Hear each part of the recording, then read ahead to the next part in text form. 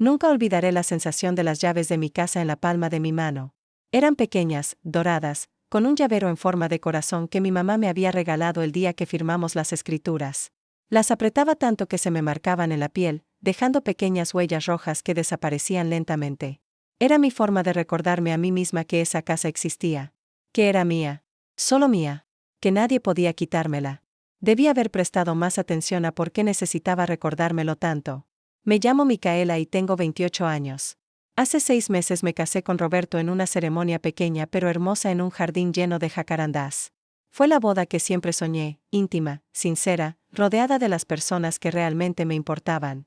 Mi mamá, Magdalena, estuvo a mi lado durante cada momento de la preparación. Ella y yo habíamos aprendido nuestra lección sobre bodas grandes y familias controladoras. Esta vez todo sería diferente. Esta vez yo tenía el control. O eso creía.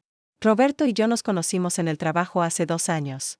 Él era consultor externo en la empresa de logística donde trabajo como coordinadora de operaciones.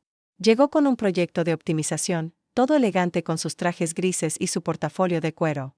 Pero lo que me atrajo no fue su apariencia profesional, sino su risa. Tenía una risa contagiosa, abierta, que llenaba las salas de juntas y hacía que hasta las reuniones más tensas se sintieran menos pesadas.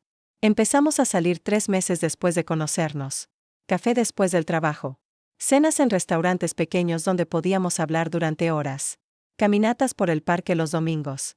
Era atento, gracioso, inteligente. Me escuchaba cuando hablaba de mis proyectos en el trabajo. Me traía libros que pensaba que me gustarían. Conocía mi orden de café de memoria. Cuando me propuso matrimonio, lo hizo en mi casa. En la casa que mi mamá me había comprado con años de sacrificio, la casa que me había salvado de un compromiso desastroso años atrás.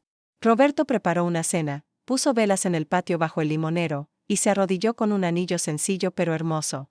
Quiero construir una vida contigo, dijo. En esta casa que tanto amas. Quiero llenarla de recuerdos felices. Lloré cuando dije que sí. Lloré porque me sentía afortunada. Porque después de lo que había vivido con Esteban y su familia, había encontrado a alguien que respetaba mi espacio, mi independencia, mi historia. Mi mamá fue más cautelosa. Cuando le conté del compromiso, me abrazó fuerte, me felicitó, pero vi algo en sus ojos. Una sombra de preocupación. ¿Estás segura, mi amor?, me preguntó esa noche mientras tomábamos té en la cocina de la casa. Muy segura, mami. Roberto es diferente. Entiende lo importante que es esta casa para mí. Nunca me ha presionado para mudarme o venderla. ¿Y él tiene casa propia? Renta un departamento cerca de su oficina. Dice que nunca vio el sentido de comprar algo solo para él, que prefería esperar a tener una familia. Mamá asintió lentamente, sus dedos trazando el borde de su taza. Solo ten cuidado, Micaela. Los hombres pueden ser muy buenos actores antes de la boda. No todos son como Esteban, mami. Lo sé, mi amor. Lo sé. Solo, mantén la casa a tu nombre. Prométeme eso. Ya está a mi nombre. Nada va a cambiar eso. Prométemelo de todos modos. Te lo prometo. Y cumplí esa promesa. Cuando nos casamos, la casa siguió estando solo a mi nombre. Roberto nunca preguntó por cambiarlo. De hecho, cuando le mencioné que pensaba agregar su nombre a las escrituras, él mismo me detuvo. No es necesario, dijo con una sonrisa. Es tu casa, tu refugio. No quiero que sientas que te estoy quitando eso. Me enamoré más de él en ese momento. La boda fue perfecta. Simple, elegante, llena de amor. Mamá lloró durante toda la ceremonia. Yo llevaba un vestido de encaje color marfil que habíamos encontrado juntas en una boutique pequeña. Roberto se veía guapo con su traje azul marino. Nos casamos bajo las jacarandás en flor, con pétalos morados cayendo como confeti natural. La luna de miel fue a una cabaña en las montañas.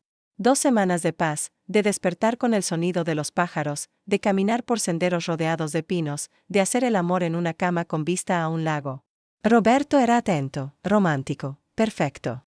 Me tomaba fotos entre las flores silvestres. Me preparaba el desayuno. Me leía en voz alta mientras yo descansaba mi cabeza en su pecho.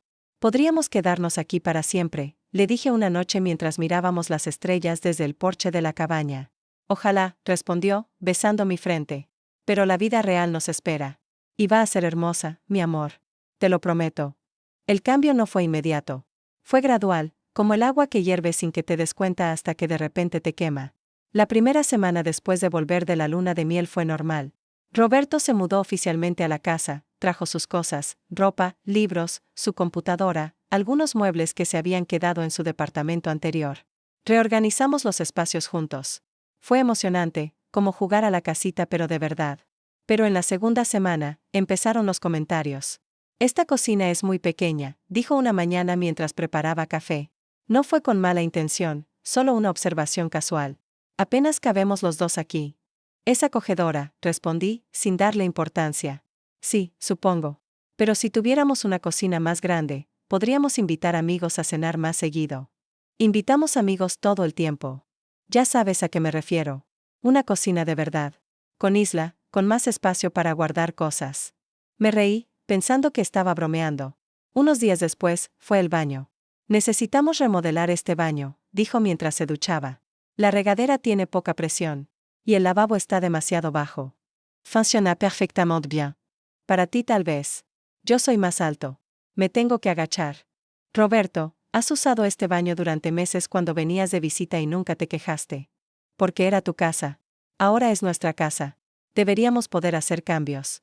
La palabra, nuestra, me puso tensa, aunque no sabía por qué. Podemos hacer cambios pequeños, dije. Pero remodelaciones grandes cuestan dinero que no tenemos. Claro que tenemos. Bueno, tú tienes. Me volteé a mirarlo, confundida. ¿Qué? La casa. Está valuada en mucho más de lo que tu mamá pagó por ella. El barrio se ha revalorizado. Si la vendiéramos, podríamos comprar algo mucho mejor. Más grande. En una zona más exclusiva. Sentí como si me hubieran echado agua fría. No voy a vender la casa, Roberto. Él salió de la ducha, se envolvió en una toalla, me miró con esa sonrisa que solía derretirme pero que ahora se sentía diferente.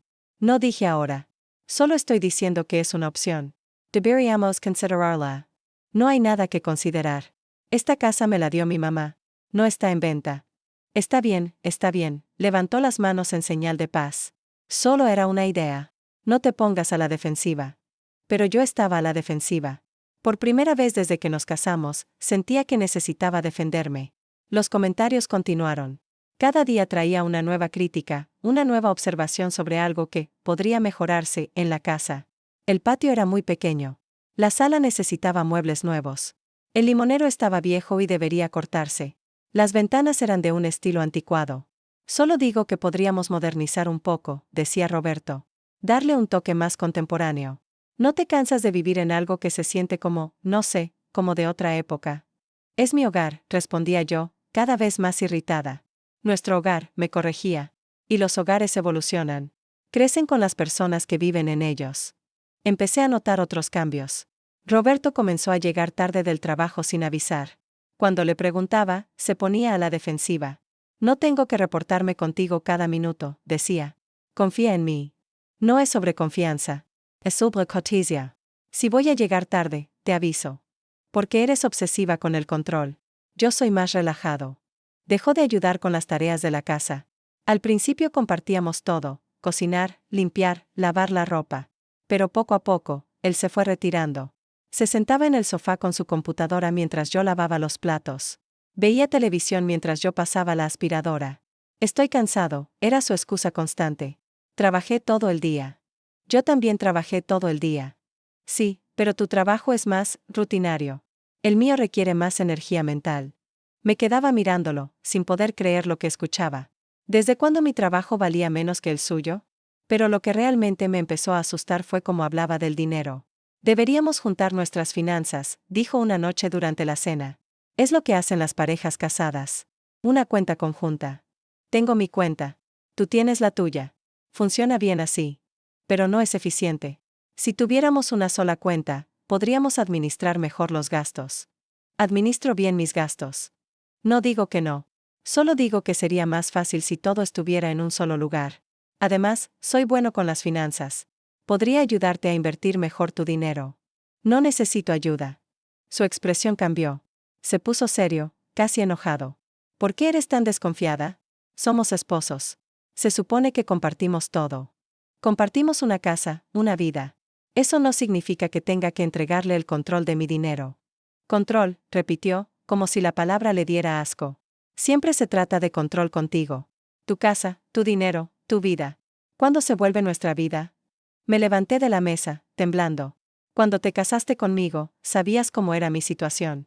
Sabías que la casa estaba a mi nombre. Sabías que tenía mis propias finanzas. Nunca fue un secreto. Pensé que cambiarías. Pensé que cuando nos casáramos, confiarías en mí lo suficiente para construir algo juntos de verdad. ¿Estamos construyendo algo juntos? No. Yo estoy viviendo en tu mundo. En tus términos. En tu casa que no puedo tocar, con tu dinero que no puedo ver. ¿Cómo se supone que eso es un matrimonio? Esa noche dormí en la habitación de invitados. Necesitaba espacio para pensar. Pero a las 3 de la mañana, Roberto entró. Se sentó en el borde de la cama, con la cabeza entre las manos. Lo siento, dijo con voz quebrada. Lo siento mucho. Estoy estresado con el trabajo. No debí hablarte así. Lo miré en la oscuridad, viendo cómo sus hombros se sacudían. Estaba llorando. No sé qué me pasa, continuó. Solo, quiero sentir que esto es realmente nuestro, ¿sabes? Quiero sentir que construimos algo juntos, no que solo me permites vivir en algo que ya estaba construido. Me senté, toqué su espalda. Roberto, esta casa es nuestra. Vivimos aquí juntos. Pero no es mía. Legalmente, no es mía. Si algo pasara, si te cansaras de mí, podría echarme y no tendría ningún derecho. No voy a echarte. Pero podrías. Y eso me asusta. Me hace sentir vulnerable. Por primera vez entendí. O creí entender.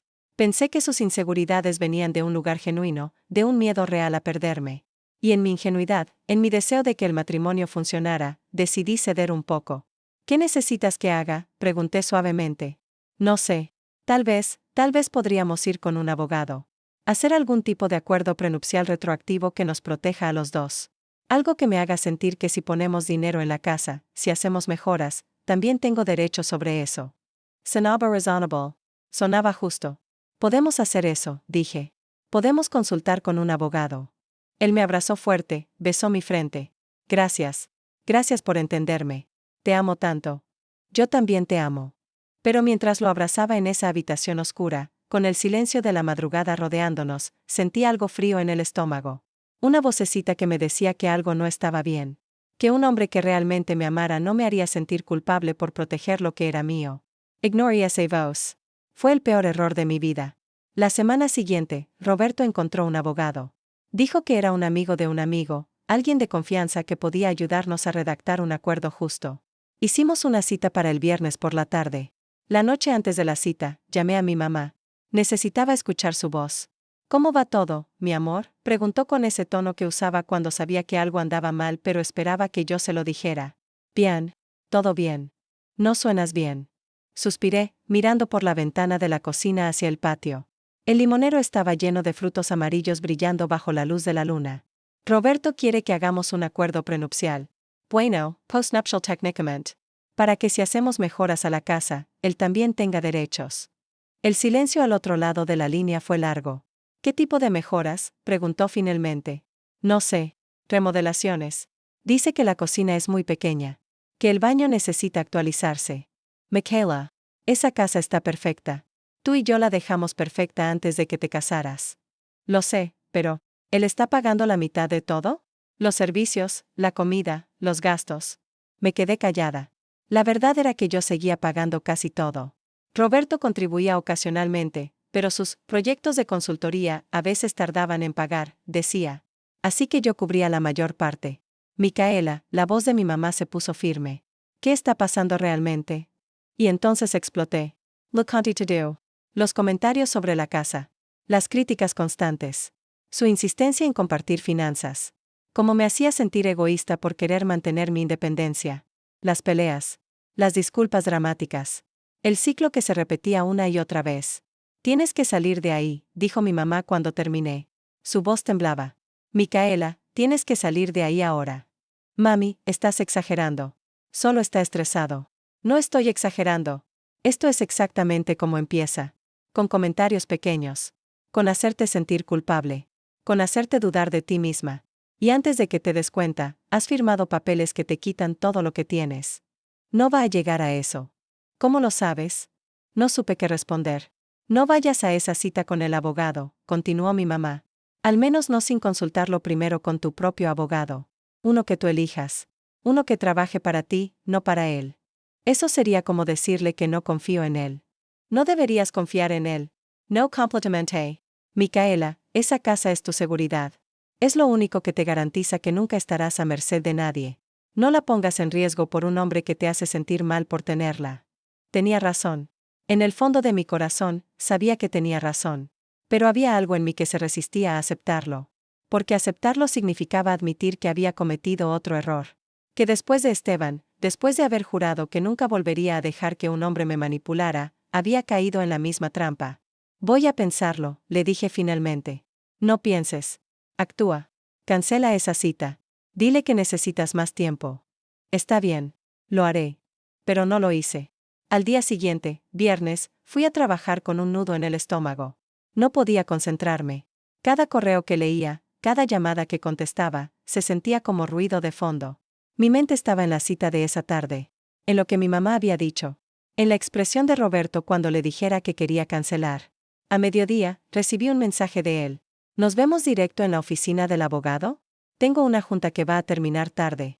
La dirección es Avenida Insurgentes 284, piso 7. Te amo. Miré el mensaje durante largo rato. Luego escribí mi respuesta. Necesitamos hablar antes. Creo que deberíamos posponer la cita. Su respuesta llegó inmediatamente. ¿Por qué? Ya está todo arreglado. El abogado nos está haciendo un favor recibiéndonos un viernes por la tarde. Solo necesito más tiempo para pensarlo. Micaela, hemos hablado de esto toda la semana. ¿Qué hay que pensar? Es un simple acuerdo para protegernos a los dos. Quiero consultar con mi propio abogado primero. Esta vez la respuesta tardó más en llegar. ¿Tu propio abogado? ¿En serio? ¿Así de poco confías en mí? No es sobre confianza. Es sobre ser prudente. Y es sobre control. Siempre es sobre control contigo. Está bien. Cancelo la cita. Pero que quede claro que tú eres la que está saboteando este matrimonio. Me quedé mirando la pantalla de mi teléfono, sintiendo como si me hubieran golpeado. ¿Yo estaba saboteando el matrimonio? ¿Por querer proteger mi patrimonio? ¿Por querer tener mi propia asesoría legal?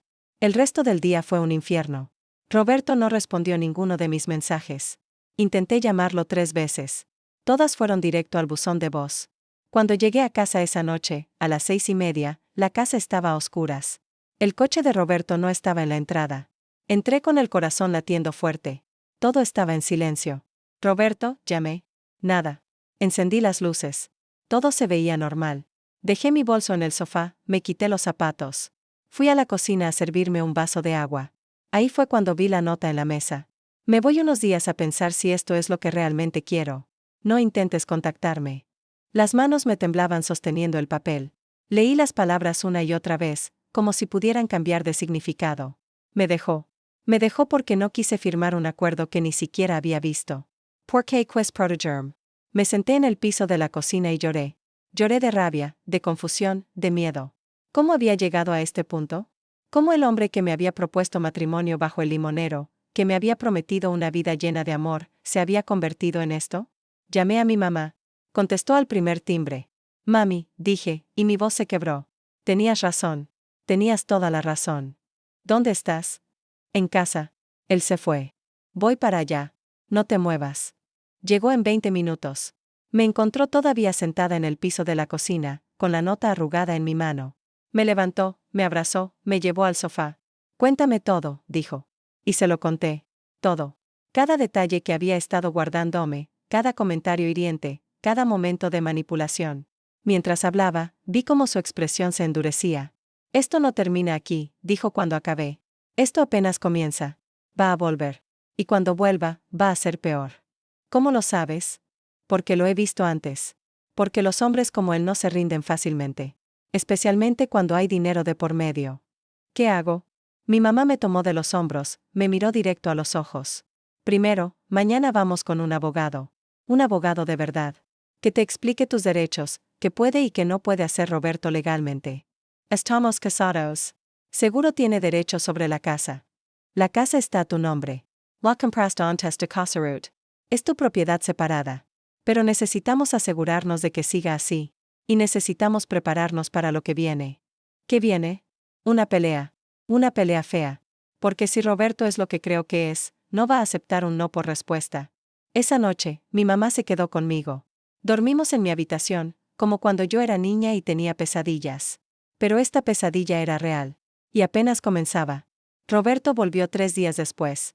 Yo estaba en la cocina preparando café un martes por la mañana, a punto de salir al trabajo, cuando escuché la puerta abrirse. Mi corazón dio un vuelco. Dejé la taza sobre el mostrador y salí a la sala. Ahí estaba él, con su maleta pequeña, el cabello despeinado, ojeras profundas bajo los ojos. Se veía terrible. Vulnerable. Y una parte de mí, esa parte que todavía lo amaba, quiso correr a abrazarlo. Pero me quedé donde estaba. Hola, dijo con voz ronca. Hola. Nos miramos en silencio durante lo que pareció una eternidad. Luego él dejó caer la maleta y se pasó las manos por la cara. Lo siento, dijo. Siento mucho haberte dejado esa nota. Siento haberme ido así. Fue infantil. Sí, lo fue. Estuve pensando mucho estos días. Sobre nosotros. Sobre lo que estamos haciendo mal. ¿Y a qué conclusión llegaste? Se acercó unos pasos. Yo retrocedí instantáneamente. Él lo notó y se detuvo, con una expresión dolida. Llegué a la conclusión de que te amo. Que no quiero perderte. Pero también que necesitamos ayuda. Necesitamos terapia de pareja, alguien que nos ayude a comunicarnos mejor. Eso me sorprendió. No esperaba que propusiera terapia. ¿Terapia? Sí. Porque claramente no estamos en la misma página sobre cosas importantes. Y antes de que esto se destruya completamente, deberíamos intentar arreglarlo. Sonaba razonable. Sonaba como algo que alguien que realmente se preocupa diría. Pero había algo en la forma en que lo decía, en cómo sus ojos me observaban, esperando mi reacción, que me puso alerta. Está bien, dije cuidadosamente. Podemos intentar terapia. Su rostro se iluminó. Dio otro paso hacia mí. ¿De verdad? De verdad. Pero con condiciones. La luz en sus ojos vaciló. ¿Qué condiciones? Primero, yo elijo al terapeuta. Busco referencias, hago citas de prueba, decido cuál nos conviene. Está bien. Me parece justo. Segundo, mientras estemos en terapia, no vuelves a mencionar vender la casa o hacer acuerdos legales sobre ella. Eso está fuera de la mesa. Apreté los puños, esperando una explosión. Pero Roberto solo asintió. Está bien. Si eso es lo que necesitas. Y tercero, tomé aire profundo, empiezas a contribuir equitativamente con los gastos de la casa. 50-50 en todo. Renta, servicios, comida. Todo. Esta vez vi un destello de algo en sus ojos. ¿Enojo? ¿Resentimiento? Pero desapareció tan rápido que pensé que lo había imaginado. Claro, dijo. Es justo. Debo estar contribuyendo más de todos modos. Entonces estamos de acuerdo. Estamos de acuerdo. Se acercó de nuevo, más lento esta vez, dándome tiempo para detenerlo si quería. Pero no lo hice. Me dejó abrazarme. Hundió su cara en mi cuello. Te extrañé, susurró. Te extrañé tanto. Yo no dije nada. Porque no estaba segura de si lo había extrañado o si solo había extrañado la idea de él. La idea del matrimonio que pensé que tendríamos. Esa noche llamé a mi mamá para contarle. ¿Aceptó todo así nada más?, preguntó con voz escéptica. Sí. Micaela, eso me preocupa más que si hubiera peleado. ¿Por qué? Porque los manipuladores saben cuándo retroceder. Saben cuándo ser el esposo perfecto para que bajes la guardia. Y entonces atacan cuando menos lo esperas. Tal vez solo está siendo sincero. Tal vez de verdad quiere que funcione. Ojalá tengas razón, mi amor. Pero por favor, ten cuidado. Y por favor, consulta con un abogado de todos modos. Aunque las cosas mejoren, necesitas saber dónde estás parada legalmente. Lo haré. Te lo prometo. Y lo hice. 2 días después, un jueves por la tarde, fui a ver a la licenciada Campos, una abogada especializada en derecho familiar que una compañera del trabajo me había recomendado. Su oficina era pequeña pero profesional, con diplomas en las paredes y estantes llenos de libros de leyes. Era una mujer de unos 50 años, cabello corto gris, mirada aguda detrás de lentes delgados. Me ofreció café, que acepté, y luego me pidió que le contara mi situación. Le expliqué todo. La casa que mi mamá me había comprado. El matrimonio con Roberto. Sus presiones para vender o hacer acuerdos legales. Sus contribuciones mínimas a los gastos. Las peleas. La manipulación. Ella escuchó sin interrumpir, tomando notas ocasionalmente. Cuando terminé, se quitó los lentes y me miró directo a los ojos. ¿La casa está solo a su nombre? Sí. ¿Se la regalaron antes del matrimonio? Sí. Hace 4 años. ¿Firmaron algún tipo de acuerdo prenupcial? No. Desde que se casaron, ¿han hecho mejoras significativas a la propiedad usando dinero compartido? No. Yo he pagado todo. Él casi no ha contribuido con nada. La licenciada Campos asintió, poniéndose los lentes de nuevo. Entonces legalmente, la casa sigue siendo su propiedad separada.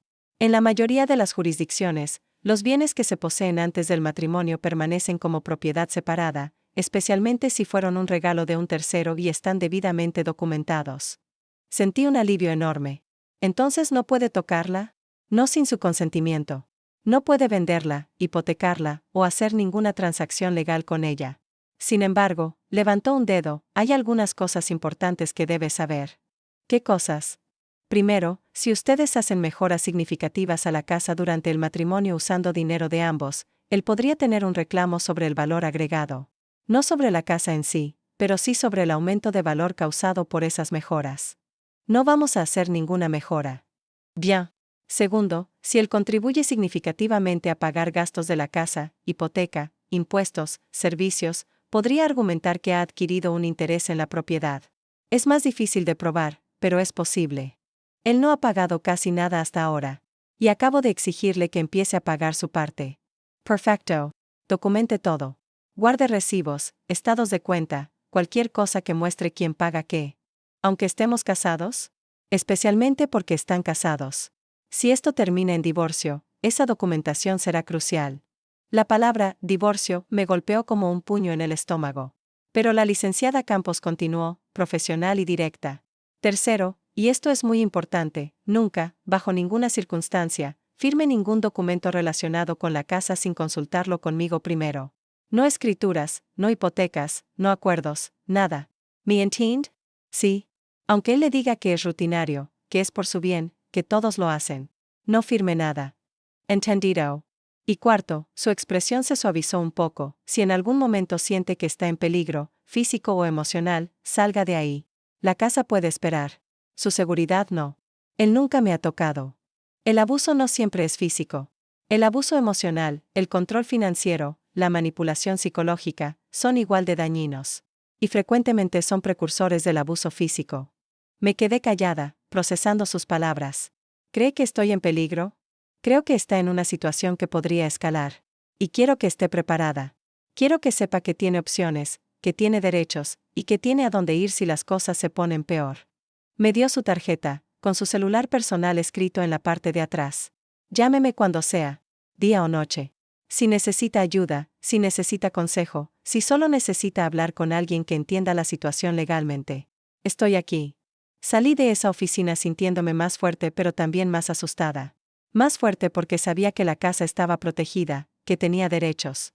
Más asustada porque una profesional, alguien que había visto estos casos cientos de veces, me estaba advirtiendo que tuviera cuidado. Durante las siguientes semanas, Roberto fue un esposo modelo. Llegaba a tiempo del trabajo. Ayudaba con las tareas de la casa. Contribuía con dinero para los gastos. No mencionaba la casa ni acuerdos ni nada relacionado con finanzas. Encontramos una terapeuta, la doctora Ramírez, una psicóloga con 20 años de experiencia en terapia de pareja. Empezamos a ir cada miércoles por la tarde. Las primeras sesiones fueron incómodas. Roberto hablaba de cómo se sentía excluido de las decisiones importantes. Yo hablaba de cómo me sentía presionada y manipulada. La doctora Ramírez nos escuchaba a ambos, hacía preguntas, nos ayudaba a ver las cosas desde la perspectiva del otro. Roberto, dijo en la tercera sesión, ¿puedes entender por qué Micaela quiere mantener la casa solo a su nombre? Intelectualmente, sí, respondió él. Pero emocionalmente me hace sentir como si no confiara en mí. Como si pensara que voy a lastimarla o dejarla. Micaela, ¿es eso lo que piensas? No, dije honestamente. O al menos no lo pensaba antes. Ahora no estoy segura de qué pensar. ¿Por qué? Porque siento que ha cambiado desde que nos casamos. O tal vez no cambió. Tal vez siempre fue así y yo no lo vi. ¿Qué es, así? Busqué las palabras correctas. Controlator. Critico. Como si nada de lo que hago fuera suficiente. Como si la casa nunca fuera suficientemente buena, como si yo nunca fuera suficientemente generosa, suficientemente confiada, suficientemente dócil. Docile, Roberto S. Tenso. Nunca te he pedido que seas dócil. No con palabras. Pero con acciones. Cada vez que cuestiono algo, cada vez que pongo un límite, te enojas. Te vas. Me castigas con silencio o con distancia. Porque me lastimas. Cuando me excluyes de decisiones importantes, me lastimas. ¿Y cómo crees que me lastimas tú cuando me haces sentir culpable por proteger lo que es mío? La doctora Ramírez levantó una mano. Veo un patrón aquí. Los dos sienten que el otro los está lastimando. Los dos sienten que no están siendo escuchados. ¿Es correcto? Ambos asentimos. Entonces trabajemos en encontrar un punto medio. Un lugar donde ambos puedan sentirse seguros y respetados. Pero semana tras semana, ese punto medio parecía imposible de alcanzar. Porque para mí, sentirme segura significaba mantener la casa a mi nombre. Y para Roberto, sentirse respetado significaba tener algún tipo de control sobre ella. En casa, cuando no estábamos en terapia, las cosas empeoraban gradualmente. Roberto había empezado pagando su mitad de los gastos, pero poco a poco empezó a retrasarse. Este mes está difícil, decía. El proyecto se atrasó. Me van a pagar hasta el mes que entra. Está bien, yo respondía, cubriendo su parte una vez más.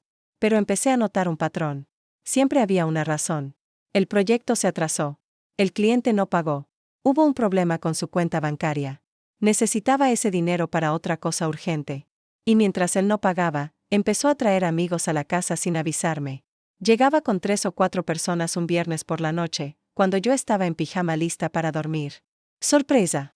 Invité a los chicos a tomar unas cervezas.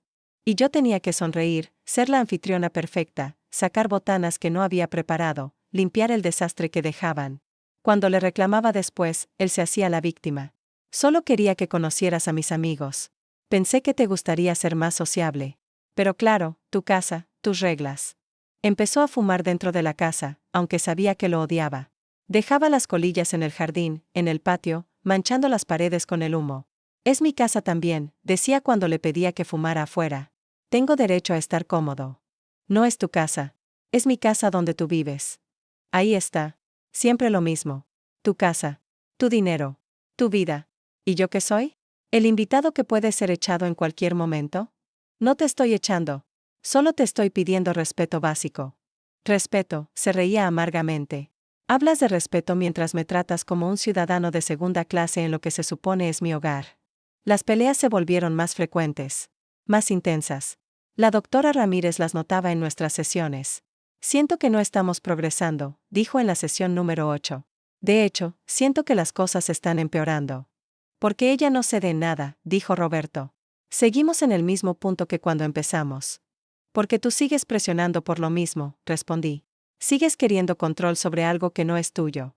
Es nuestro matrimonio. Todo debería ser nuestro. No. Mi cuerpo es mío.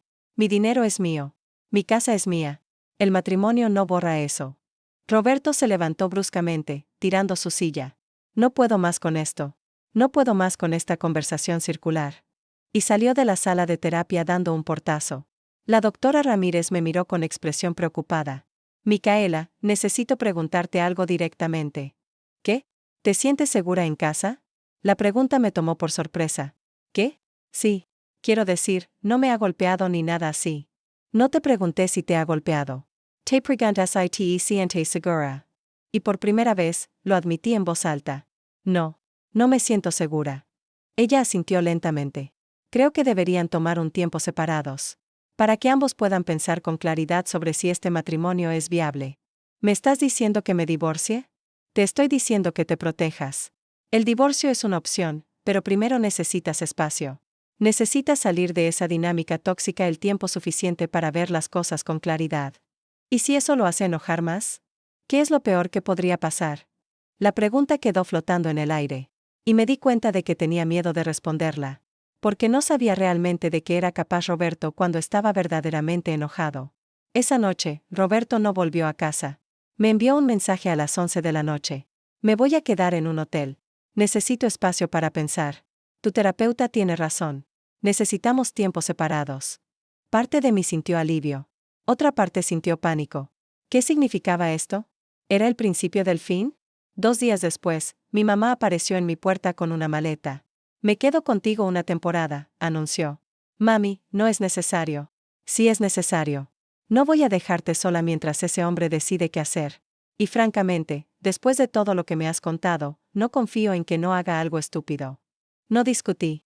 La verdad era que me sentía mejor teniéndola ahí. La casa se sentía menos vacía, menos vulnerable. Roberto volvió una semana después. Llegó un domingo por la mañana, temprano, cuando mi mamá había salido a comprar pan para el desayuno. Yo estaba en la cocina preparando café cuando escuché la llave en la cerradura. Entró como si nada hubiera pasado. Como si la semana de ausencia no significara nada. Buenos días, dijo, dejando su maleta junto a la puerta. Buenos días. Nos miramos. Él se veía cansado pero determinado. Tomé una decisión, dijo. ¿Qué decisión? Voy a dejar de pelear por la casa. Puedes quedártela. Toda tuya. Solo a tu nombre. Para siempre. No me lo esperaba. Me quedé mirándolo, sin saber qué decir. ¿En serio? En serio. Estuve pensando toda la semana. Y tienes razón. Tu mamá te dio esa casa. Es tuya. Y yo no tengo derecho a exigir nada sobre ella.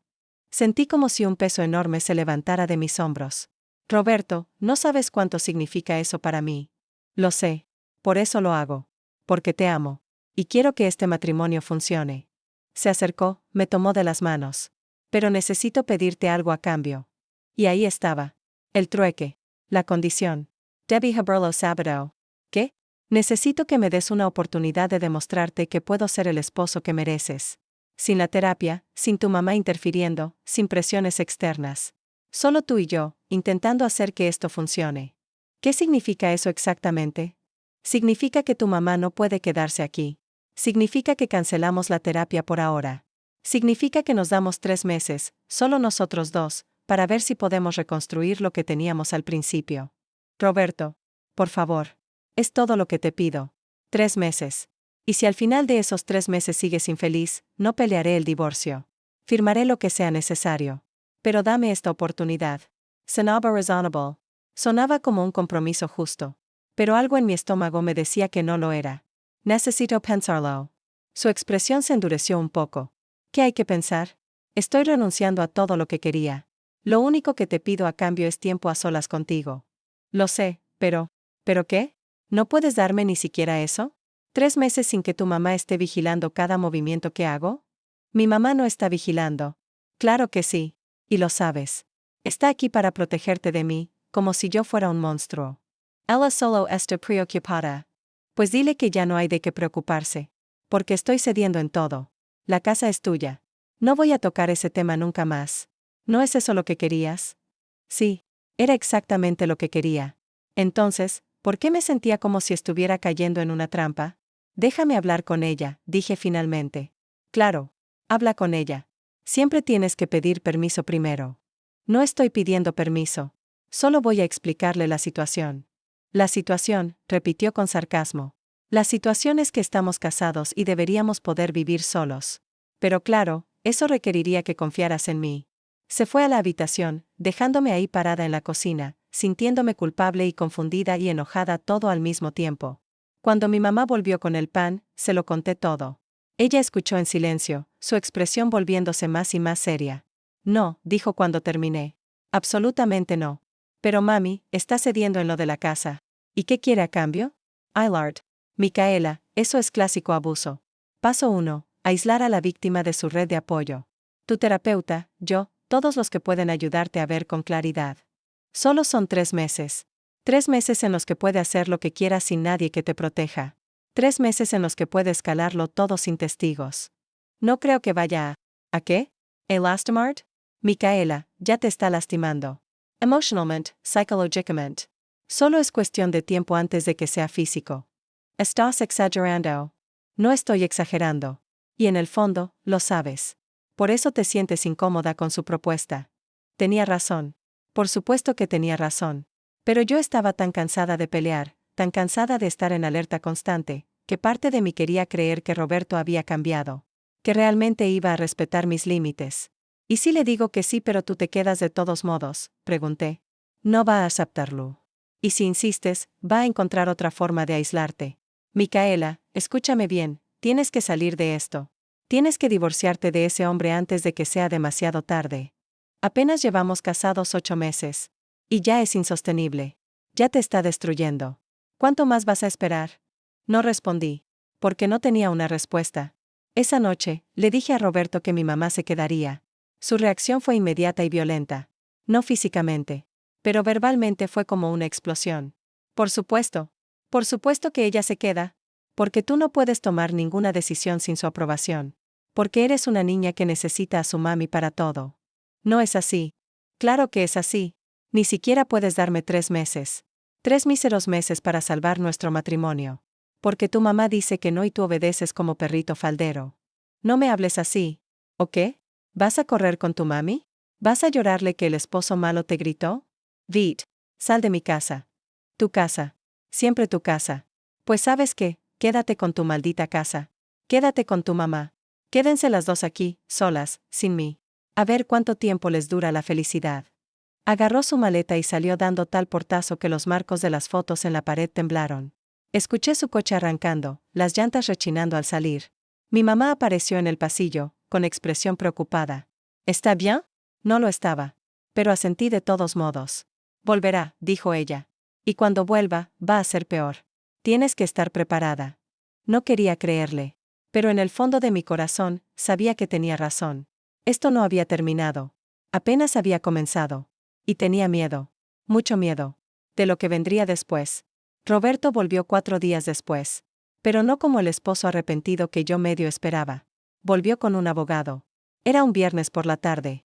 Yo había llegado temprano del trabajo porque tenía dolor de cabeza. Mi mamá había salido a hacer unos mandados. Estaba sola en casa, recostada en el sofá con una compresa fría en la frente, cuando escuché el timbre. Pensé que era mi mamá que había olvidado sus llaves. Abrí la puerta sin mirar por la mirilla. Roberto estaba ahí con un hombre de traje gris, portafolio en mano, expresión seria. Micaela, dijo Roberto con una voz extrañamente formal. Este es el licenciado Vargas. Tenemos que hablar. ¿Qué? ¿Ahora? Sí, ahora. ¿Podemos pasar? Algo en su tono, en la manera en que el licenciado Vargas me miraba, me puso en alerta máxima. No. Lo que sea que tengas que decir, dilo desde ahí. Roberto suspiró como si yo estuviera siendo difícil. Bien. ¿Cómo quieres? El licenciado Vargas es mi abogado. Estoy iniciando los trámites de divorcio. Sentí como si el piso se moviera bajo mis pies. ¿Qué? Has dejado muy claro que no estás dispuesta a construir un matrimonio real conmigo. Que tu casa, tu dinero, tu vida, son más importantes que nosotros. Así que estoy tomando la decisión de terminar esto. Espera, ¿estás iniciando tú el divorcio? Sí. Y dado que tú tienes recursos significativos que te negaste a compartir durante el matrimonio, estaré solicitando una compensación económica. Mi rey. Fue una risa histérica, incrédula. ¿Compensación económica? ¿Por qué? Tú casi no contribuiste con nada. Yo pagué todo. El licenciado Vargas habló por primera vez, con voz suave pero firme. Señora, durante el matrimonio, usted residió en una propiedad de valor considerable mientras mi cliente contribuyó con servicios domésticos, apoyo emocional y... ¿Servicios domésticos? Mi voz subió una octava. ¿Qué servicios? Yo cocinaba, limpiaba, pagaba todo. Eso no es lo que dicen los testigos que hemos entrevistado, dijo Roberto con una sonrisa fría. Mis amigos pueden testificar que yo contribuía significativamente al mantenimiento del hogar. Mientes. Y también puedo demostrar que tú me aislaste de las decisiones financieras importantes, que te negaste a permitirme participar en la administración de los bienes matrimoniales, que básicamente me trataste como un inquilino en lugar de como tu esposo. Porque intentabas quitarme mi casa. Esa es tu versión. Mi versión es que solo quería ser parte de las decisiones importantes en nuestro matrimonio. Y tú, con el apoyo de tu madre, me excluiste sistemáticamente. El licenciado Vargas extendió un sobre. Estos son los papeles de divorcio. Tiene 30 días para responder. Mi cliente está solicitando 50,000 pesos de compensación económica por daño moral y lucro cesante durante el matrimonio. 50,000 pesos. Es una cantidad razonable considerando las circunstancias. No tengo 50,000 pesos. Tiene una casa valuada en más de 1,000,000. Puede sacar un préstamo contra la propiedad. Y ahí estaba. El verdadero objetivo. No quería 50,000 pesos. Quería forzarme a hipotecar la casa. A poner la casa en riesgo. No voy a hacer eso. Nunca. Roberto se encogió de hombros. Entonces será decisión del juez. Y te aseguro que un juez va a simpatizar con el esposo que fue excluido y controlado durante el matrimonio. Se fueron, dejándome con el sobre en las manos, temblando de rabia y miedo. Cuando mi mamá llegó 20 minutos después, me encontró llorando en el sofá, los papeles del divorcio esparcidos a mi alrededor. ¿Qué pasó? Se lo conté todo. Ella leyó los papeles con expresión cada vez más seria. Es pura intimidación, dijo finalmente. No tiene caso. No contribuyó económicamente, no hay bienes compartidos, la casa es tuya. Ningún juez le va a dar 50,000 pesos. Pero ¿y si sí? No lo hará. Pero igual necesitas un abogado. Un abogado bueno. Llamé a la licenciada Campos. Contestó al segundo timbre. Micaela, ¿qué pasó? Le expliqué la situación. Ella escuchó en silencio. Ven a mi oficina mañana a primera hora. Trae los papeles. Vamos a responder a esto y vamos a contrademandar. ¿Contrademander? Por abandono del hogar, por incumplimiento de obligaciones matrimoniales, por abuso emocional. Vamos a documentar todo. Cada gasto que hiciste, cada contribución que él no hizo, cada mensaje amenazante, cada pelea. Todo. Esa noche apenas dormí. Mi mamá se quedó conmigo en mi habitación de nuevo. Yo miraba el techo, escuchando los sonidos familiares de la casa. El limonero crujiendo con el viento. El tinaco llenándose. Los perros del vecino ladrando a lo lejos. Esta casa, mi refugio, mi salvación. Y ahora el centro de una batalla legal. Al día siguiente, sábado, fui a ver a la licenciada Campos. Pasamos 3 horas revisando todo. Ella tomó notas meticulosas, pidió acceso a mis cuentas bancarias, a los recibos, a todo. Es un caso sólido, dijo cuando terminamos. Él no tiene absolutamente ningún derecho sobre la casa ni sobre compensación alguna. Pero necesito advertirte, esto puede ponerse feo. ¿Qué tan feo? Él va a intentar intimidarte. Puede empezar a aparecer en tu trabajo, a llamar a tus amigos, a tu familia. Puede volverse acosador. Y necesitas estar preparada para eso. ¿Qué hago si pasa? Documentas todo. Guardas mensajes, grabas llamadas si es legal en tu jurisdicción, tomas fotos si aparece. Y si en algún momento sientes que estás en peligro físico, inmediato, llamas a la policía y solicitas una orden de restricción. No creo que llegue a eso. Espero que no. Pero he visto estos casos antes. Y los hombres que pelean tan duro por dinero que no les pertenece generalmente están dispuestos a ir muy lejos. Tenía razón en estar preocupada. La semana siguiente, Roberto empezó su campaña de acoso. Llamaba a mi celular 30, 40 veces al día. Yo bloqueaba su número, conseguía otro. Le bloqueaba en redes sociales, creaba perfiles falsos para mandarme mensajes. Solo quiero hablar. Por favor, podemos arreglar esto sin abogados. Te extraño. Sé que tú también me extrañas. Y cuando lo ignoraba, los mensajes se volvían amenazantes. Vas a arrepentirte de esto. Voy a quitarte todo. Tu mamá no va a estar siempre ahí para protegerte. Aparecía en mi trabajo.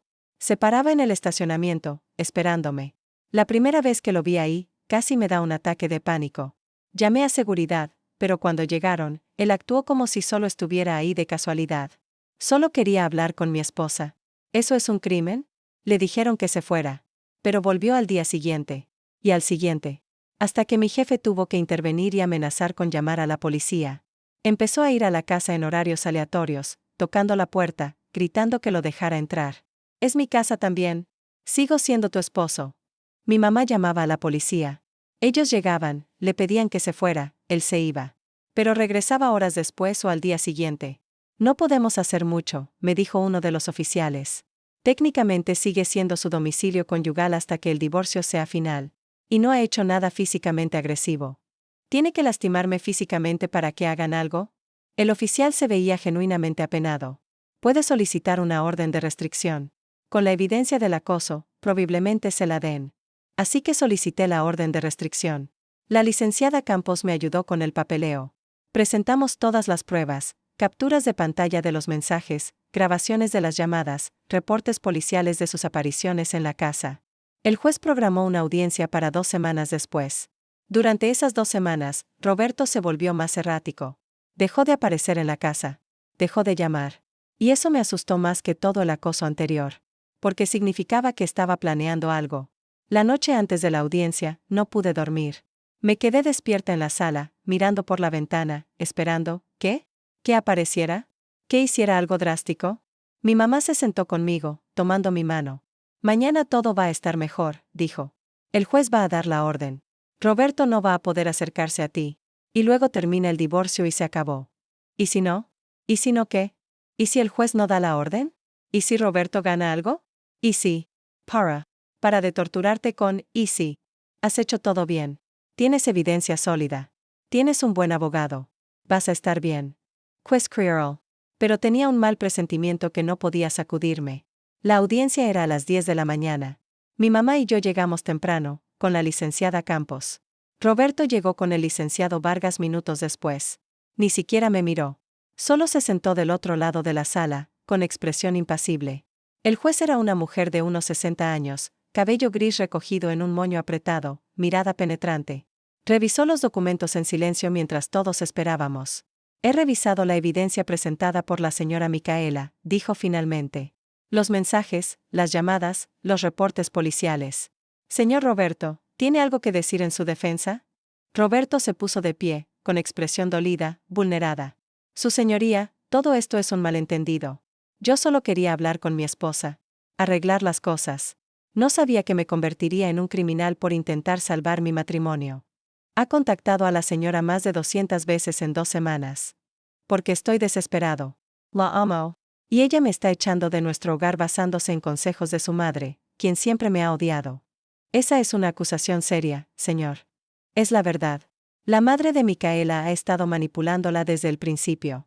Fue ella quien le compró la casa, ella quien la convenció de no compartir nada conmigo, ella quien ahora la está convenciendo de divorciarse.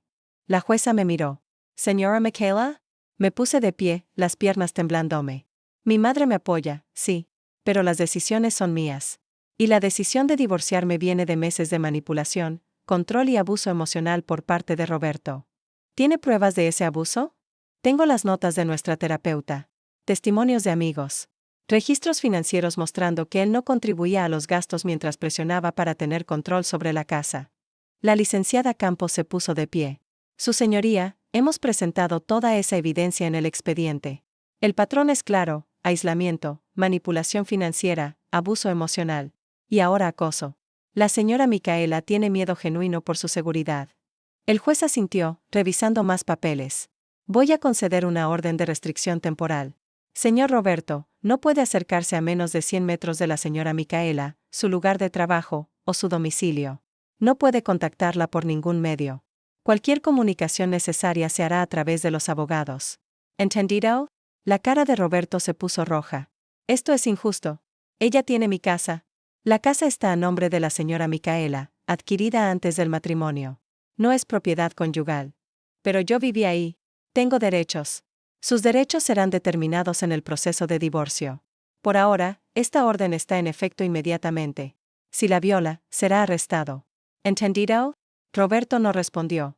Solo me miró con un odio tan puro, tan intenso, que sentí un escalofrío recorrerme la espalda. Salimos de la corte en silencio.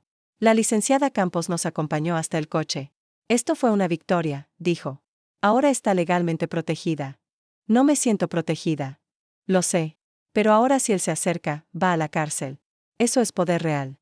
Asintió, aunque no me sentía poderosa. Me sentía aterrada. Esa noche, mi mamá y yo cenamos en silencio. Ninguna de las dos tenía hambre, pero nos obligamos a comer. Después vimos televisión sin realmente prestar atención. Yo solo esperaba que sonara el teléfono, que se rompiera una ventana, que pasara algo. Pero no pasó nada. Hasta las 3 de la mañana. Me desperté con el sonido de algo golpeando la ventana de mi habitación. Me senté en la cama, el corazón latiéndome como un tambor. Otro golpe. Y otro. Me acerqué a la ventana con cuidado, mirando entre las cortinas. Roberto estaba en el jardín, tirando piedritas a mi ventana. Micaela, gritaba en voz baja pero audible. Micaela, por favor. Solo quiero hablar. Estaba violando la orden de restricción. Inmediatamente. Tomé mi celular, marqué el 911. Hay un hombre en mi jardín violando una orden de restricción, dije con voz temblorosa. Di la dirección. La operadora me dijo que las unidades iban en camino. Micaela, sé que estás ahí, Roberto seguía gritando. Solo 5 minutos. Dame 5 minutos para explicar. Mi mamá apareció en mi puerta. ¿Llamaste a la policía? Sí. Vienen en camino. Alejé de la ventana. Vamos a la sala. Nos fuimos a la sala, ambas temblando. Escuchábamos a Roberto afuera, ahora golpeando la puerta. Micaela. Abra. Por favor. No voy a lastimar. Solo quiero hablar. Y entonces, el sonido de vidrio rompiéndose. Había roto la ventana de la cocina. Voy a entrar, gritaba. Voy a entrar y vamos a hablar como adultos. Mi mamá me empujó hacia el pasillo. Enciérrate en el baño. Ahora. No te voy a dejar. Hazlo. Yo llamo a la policía otra vez, les digo que está entrando. Corrí al baño, cerré la puerta con seguro, me metí en la tina. Podía escuchar ruidos en la casa. Pasos. Cosas cayéndose. La voz de Roberto. ¿Dónde estás? Michaela. No me hagas buscarte. La voz de mi mamá, firme y valiente. Sal de esta casa. La policía viene en camino. Khaled, vieja entrometida. Esto es entre mi esposa y yo. No es tu esposa. Y no es tu casa. Sal. Un golpe. Un grito de mi mamá. Sonido de cosas rompiéndose. Salí del baño sin pensar. Corrí hacia la sala. Roberto tenía a mi mamá contra la pared, su brazo presionando su cuello. Suéltala, Great. Él se volvió, sus ojos salvajes, fuera de control. Ahí estás. Finalmente. Soltó a mi mamá, que cayó al piso tosiendo. Él se acercó a mí. Solo quería hablar, Micaela. Solo quería explicarte. Pero tú nunca escuchas. Tú y tu maldita madre, siempre conspirando contra mí. Aléjate de mí. ¿O qué? ¿Vas a llamar a la policía? Ya los llamaste. Y todavía no llegan. Tenemos tiempo. Roberto, por favor. Vid. Antes de que esto sea peor. ¿Peor? ¿Peor para quién? Tú ya me quitaste todo. Mi casa, mi dignidad, mi futuro. ¿Qué más puedo perder? Se acercó más. Yo retrocedí. Si no puedo tener nada, tú tampoco. Esta casa que tanto amas, que tu mamá te compró, que es tan especial. ¿Sabes qué? La voy a destruir. Como tú destruiste mi vida. Sacó un encendedor de su bolsillo. En ese momento, escuchamos las sirenas. Roberto se quedó paralizado. Miró hacia la ventana, vio las luces azules y rojas acercándose. Esto no termina aquí, dijo, retrocediendo hacia la puerta rota. Esto nunca va a terminar. Y salió corriendo. Los policías lo atraparon a media cuadra. Yo vi todo desde la ventana. Cómo lo tiraban al piso. Cómo le ponían las esposas. Cómo lo metían en la patrulla. Mi mamá y yo nos abrazamos, llorando, temblando. Los paramédicos revisaron a mi mamá. Tenía moretones en el cuello, pero nada serio. Yo estaba en shock. No podía dejar de temblar. Un oficial tomó nuestra declaración. Otro fotografió la escena, la ventana rota, los muebles tirados, los daños.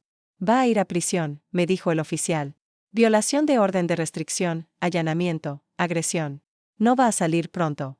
Pero en ese momento, no me sentí victoriosa. Solo me sentí vacía. Los días siguientes fueron un borrón. Abogados. Declaraciones. Más papeles. Roberto fue acusado formalmente. El divorcio se aceleró dado las circunstancias. No pidió nada más. Su abogado retiró la demanda de compensación económica. 3 meses después, el divorcio fue final. Roberto estaba en prisión esperando juicio. Yo estaba libre. Pero la casa. Mi casa. Mi refugio.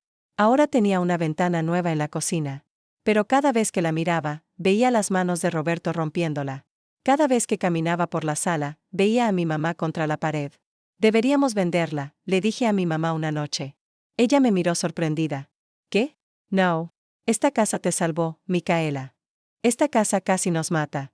No. Roberto casi nos mata. La casa es solo una casa. Y tú eres más fuerte que cualquier recuerdo malo que él haya dejado aquí. Tenía razón. Como siempre. Así que me quedé. Redecor. Pinté las paredes de nuevos colores.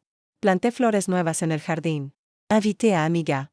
Llené la casa de risas, de vida, de nuevos recuerdos. Y lentamente, muy lentamente, la casa dejó de sentirse como el lugar donde casi muero y volvió a sentirse como mi hogar. Han pasado 2 años. Roberto cumplió su sentencia, salió, se mudó a otra ciudad. No he vuelto a saber de él. No quiero saber. Yo sigo viviendo en mi casa. Sigo trabajando. Sigo adelante. Y cada mañana, cuando me despierto en mi cama, en mi habitación, en mi casa, recuerdo lo que la licenciada Campos me dijo ese primer día en su oficina. La casa puede esperar. Su seguridad no. Tuve que aprender esa lección de la manera más difícil. Tuve que llegar al borde del abismo para entender que ninguna casa, ninguna propiedad, ninguna cosa material vale tu vida. Pero también aprendí algo más importante, que la libertad no es egoísmo. Es supervivencia. Que mantener algo que es tuyo, defender tu espacio, proteger tu independencia, no te hace mala persona. Te hace inteligente. Y aprendí que el amor verdadero nunca pide que te destruyas a ti misma para existir. El amor verdadero te construye, no te derriba. Taylor Burra, no te encierra. Mi mamá me dio esta casa para que nunca tuviera que depender de nadie. Y esa casa, literalmente, me salvó la vida. Porque cuando todo se derrumbó, cuando Roberto mostró su verdadera cara, yo tenía un lugar a donde ir. Tenía paredes que eran mías. Tenía un refugio que nadie podía quitarme. Y eso, esa simple certeza de tener algo propio, me dio el valor para decir no. Para pelear. para sobrevivir. Ahora miro el limonero en mi patio, cargado de frutos amarillos, y pienso en todas las mujeres que no tienen lo que yo tuve. Que no tienen una casa a su nombre.